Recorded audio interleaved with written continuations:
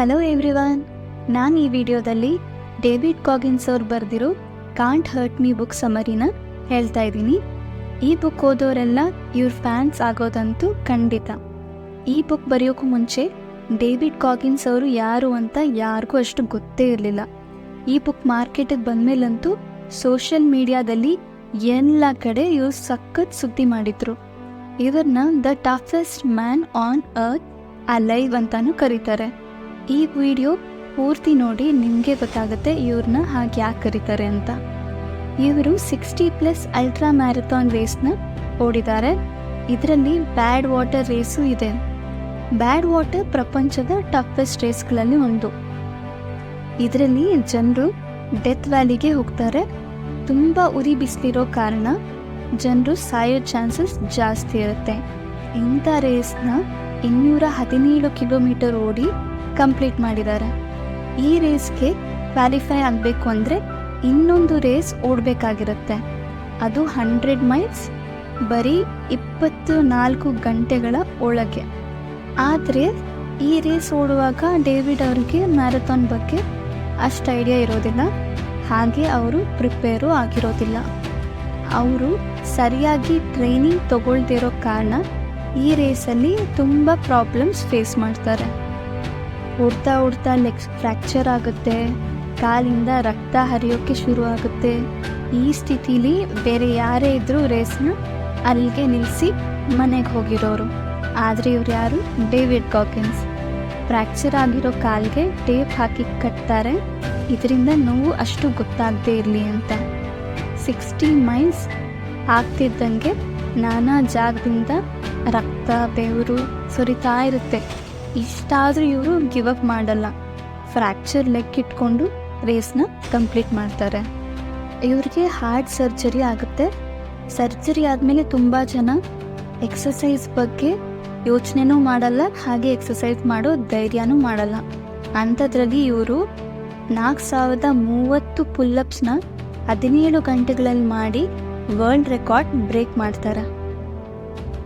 ಇದೆಲ್ಲದಕ್ಕೂ ಮುಂಚೆ David ಕಾಗಿನ್ಸ್ navy seal ಆಗಿದ್ರು. ನೇವಿ ಸೀಲ್ ಹೆಲ್ ವೀಕ್ ಟ್ರೈನಿಂಗ್ನ 3 ಸತಿ ಮಾಡಿದ್ದಾರೆ.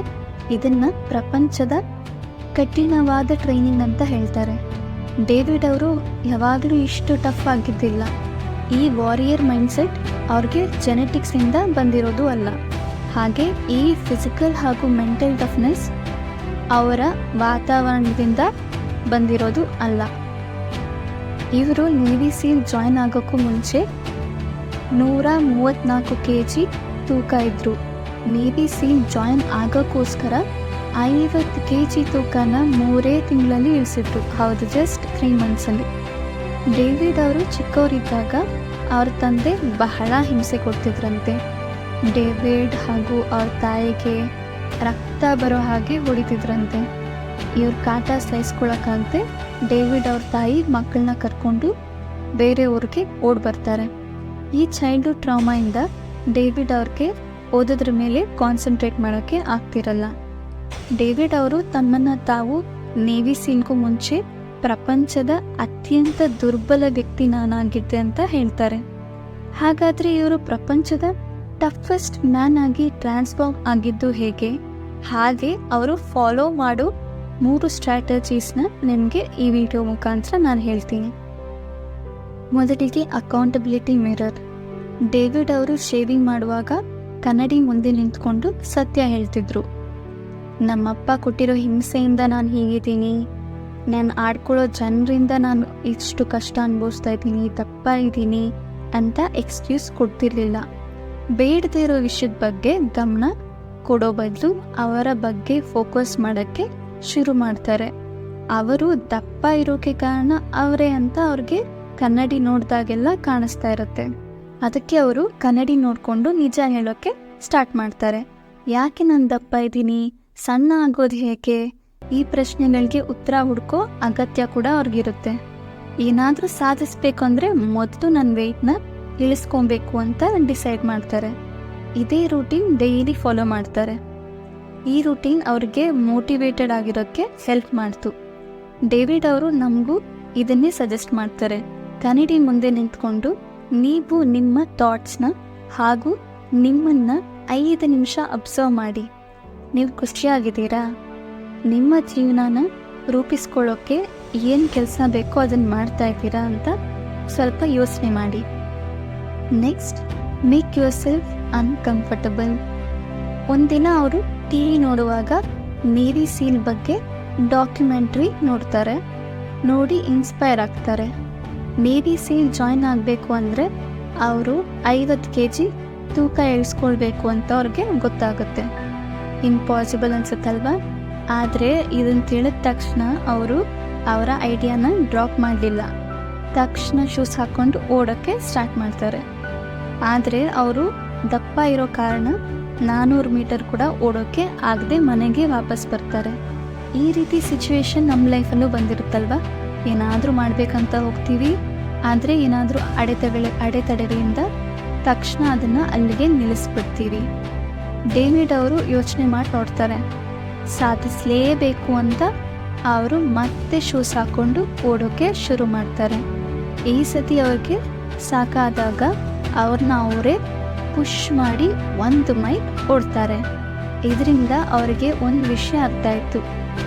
ಅವ್ರಿಗೆ ಬೇಗ ಸೋಲನ್ನ ಒಪ್ಕೊಳ್ಳೋ ಅಭ್ಯಾಸ ಆಗಿತ್ತು. ಇದೆಲ್ಲ ಮೈಂಡ್ ಗೇಮ್ ಅಂತ ಅವರು ಕಲ್ತ್ಕೊಂಡ್ರು. ಮೆಂಟಲಿ ಟಫ್ ಆಗಿದ್ರೆ ಮಾತ್ರ ಏನಾದರೂ ಅಚೀವ್ ಮಾಡ್ಬೋದು ಅಂತ ಡಿಸೈಡ್ ಮಾಡ್ತಾರೆ. ಪ್ರತಿದಿನ 8 ರಿಂದ 9 ಗಂಟೆಗಳ ಕಾಲ ಎಕ್ಸಸೈಸ್ ಮಾಡೋಕ್ಕೆ ಶುರು ಮಾಡ್ತಾರೆ. ಅದ್ರ ಜೊತೆಗೆ ರಿಟರ್ನ್ ಟೆಸ್ಟ್ ಕೂಡ ಅವ್ರು ಪ್ರಿಪೇರ್ ಆಗ್ತಾರೆ. ತುಂಬ ಕಡಿಮೆ ಊಟ ಮಾಡ್ತಾ ಈ ಮೆಥಡ್ ಫಾಲೋ ಮಾಡಿ ಅವರು 3 ತಿಂಗಳಲ್ಲಿ 50 kg ತೂಕನ ಇಳಿಸ್ಕೊಂಡ್ರು. ನೀವು ಫಾಲೋ ಮಾಡೋಕ್ಕೆ ಹೋಗ್ಬೇಡಿ, ಇದು ಒಳ್ಳೆ ಮೆಥಡ್ ಅಲ್ಲ. ಟೆಸ್ಟಲ್ಲಿ ಕ್ವಾಲಿಫೈ ಕೂಡ ಆಗ್ತಾರೆ. ನೇವಿ ಸೀಲ್ ಟ್ರೈನ್ಗೆ ಹೊರಡ್ತಾರೆ. ನೀವು ನಿಮ್ಮ ಲೈಫಲ್ಲಿ ನಿಮ್ಮನ್ನು ಯಾವುದು ಅನ್ಕಂಫರ್ಟಬಲ್ ಮಾಡುತ್ತೋ ಹಾಗೆ ಅದರ ಅವಶ್ಯಕತೆ ನಿಮಗಿದೆಯೋ ಅದನ್ನು ಒಂದು ಲಿಸ್ಟ್ ಮಾಡಿ ಬರೆದಿಟ್ಕೊಳ್ಳಿ. ಎಕ್ಸಸೈಸ್ ಇರ್ಬೋದು ಅಥವಾ ನ್ಯೂ ಸ್ಕಿಲ್ಸ್ ಕಲಿಯೋದ್ರ ಬಗ್ಗೆ ಇರ್ಬೋದು. ಪ್ರತಿದಿನ ನಿಮ್ಮನ್ನು ನೀವು ಬೆಟರ್ ಆಗೋಕ್ಕೆ ಪ್ರಯತ್ನ ಮಾಡಿ. ಕೊನೆಯದಾಗಿ 40% ರೂಲ್. ಡೇವಿಡ್ ಗಾಗಿನ್ಸ್ ಹೇಳ್ತಾರೆ, ನಾವೆಲ್ಲರೂ ನಮ್ಮ 40% ಪೊಟೆನ್ಷಿಯಲ್ನ ಮಾತ್ರ ಯೂಸ್ ಮಾಡ್ತಿದ್ದೀವಿ ಅಂತ.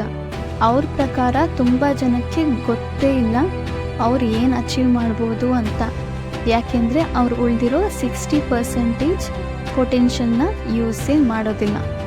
ಡೇವಿಡ್ ಅವರು ಕಾರ್ ಇಂಜಿನ್ನ ಎಕ್ಸಾಂಪಲ್ ತಗೊಂಡು ಇದನ್ನು ಎಕ್ಸ್ಪ್ಲೇನ್ ಮಾಡ್ತಾರೆ. ಕಾರ್ ಇಂಜಿನಲ್ಲಿ ಗವರ್ನರ್ ಅಂತ ಇರುತ್ತೆ.